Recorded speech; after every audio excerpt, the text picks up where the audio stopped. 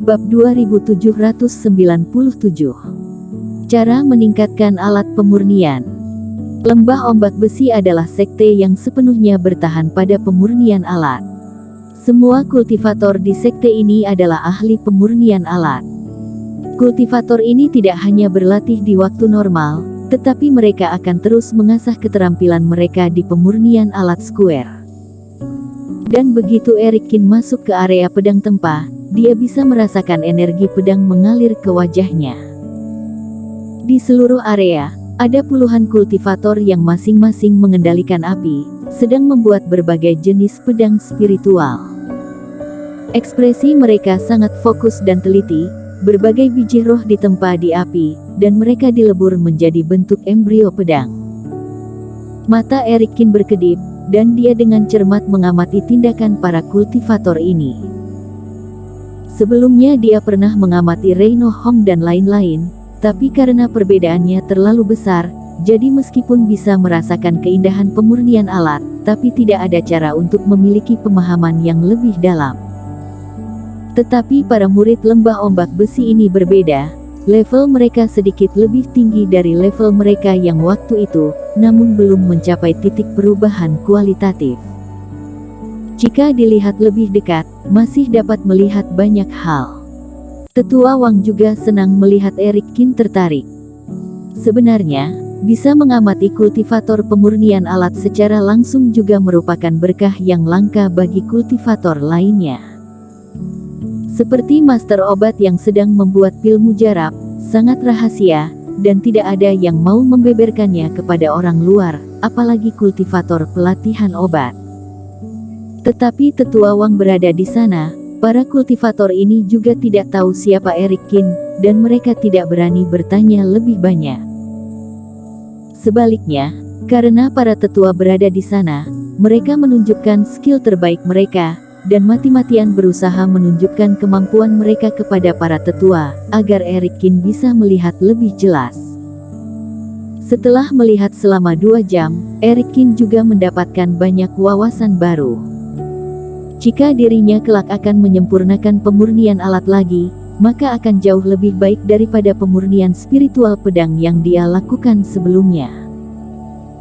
Namun, karena kecintaannya terhadap Lembah Ombak Besi, Erikin tidak sepenuhnya diam. Dia juga menunjukkan beberapa kekurangan dalam biji roh yang digunakan dalam pemurnian kultivator dan beberapa masalah yang lebih sering terjadi.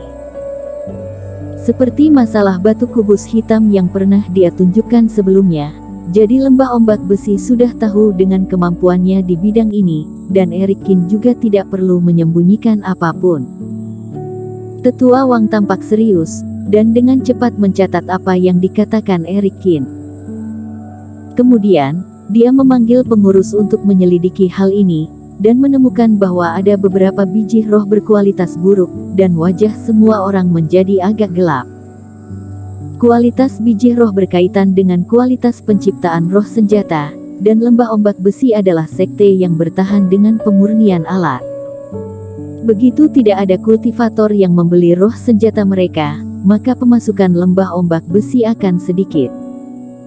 Terlebih lagi, biji roh yang buruk dapat menyebabkan alat meledak dan bahkan melukai divisi pemurnian alat, sama-sama merepotkan. Jadi setelah menemukan masalahnya, Tetua Wang lebih berterima kasih kepada Erikin. Teman seiman, kalau bisa sering-sering datang ke Lembah Ombak Besi, maka biji roh kami tidak akan ada masalah. Saat malam tiba, Tetua Wang menemani Erikin ke kediamannya dan tidak bisa menahan senyum. Jika aku punya waktu, aku akan datang dan melihat-lihat. Erikin tersenyum, dan tidak menolak. Sebenarnya, dirinya juga mempunyai beberapa pemikiran. Lembah Ombak Besi terlihat seperti sekte pertapa abadi, dan kultivatornya juga memiliki moral yang baik. Seiring berjalannya waktu, sekte kebenaran pasti akan semakin membutuhkan roh senjata. Maka selagi hubungan ini baik, maka harus dimanfaatkan untuk kedepannya, dan segera menjalin kerjasama dengan Lembah Ombak Besi.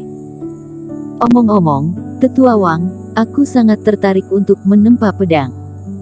Aku tidak tahu apakah ada buku klasik di perpustakaan lembah ombak besi yang bisa aku baca, kata Erikin. Ini jelas tidak boleh untuk orang luar, tapi untuk teman seiman tentu tidak apa-apa. Aku akan mencarinya sebentar dan memberikannya padamu. Erikin berulang kali menunjukkan beberapa masalah kepada lembah ombak besi. Tetua Wang juga berniat untuk merayunya, jadi dia dengan cepat setuju.